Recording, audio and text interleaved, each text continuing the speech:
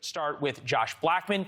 He teaches constitutional law at the University of Texas. Josh, appreciate you being here with us. He's also the author of an introduction to constitutional law, 100 Supreme Court cases everybody should know. All right, so Josh, this isn't so much overturning Roe v. Wade, but having a chilling effect on abortions in Texas. How? This law is very creative and unique. Usually when the government has an abortion law, the Attorney General enforces it. But this law does not allow the government to enforce it. Instead, private citizens can file lawsuits against abortion clinics, abortion providers, and those who fund abortion, such as insurance companies.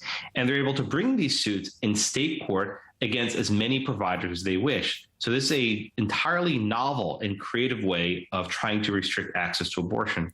All right, so the clinics have said the law would rule out 85% of abortions in Texas and may force many clinics to close. And it seems as though as this law has taken effect, there's a lot of abortion clinics that say we just don't even want the potential for liability here, so we're not going to challenge this or continue to perform abortions, right?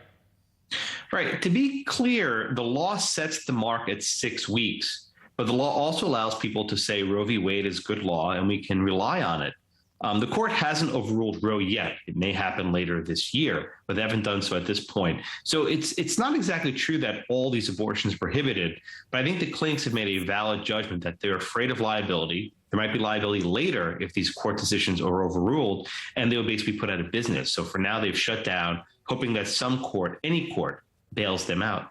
You know, there's a lot of Republicans that I'm reading on Twitter who are sort of patting themselves on the back over this one. Texas, obviously a red state. Can blue states turn this same logic around and say use it in Illinois to go after gun stores or in California to go after restaurants that don't enforce mask mandates? Yeah, I think you've hit the nail on the head. Yeah, this goes down quite far. Imagine California enacts a law that lets private citizens sue gun stores for whatever violations of the law. That law cannot be stopped in court. Every gun store will be subject to 1,000 lawsuits. So this is a bottomless pit that we sort of start going down. But at least for now, I think it's had its intended effect and has chilled abortion providers within the state of Texas. Yeah, one of our producers, Andrew Roberts, found this headline: Roe v. Wade will functionally cease to exist in Texas. Subtitle: It's as if Texas is saying we're not violating due process. We're just offering $10,000 to Batman for any jokers who end up in jail. No questions asked. So states could use this to outlaw anything they want if they enable private citizens to be essentially Batman, right?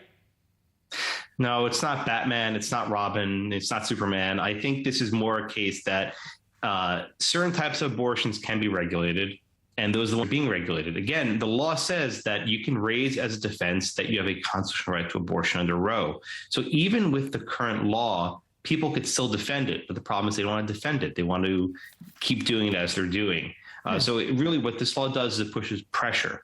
Usually abortion clinics are on offense.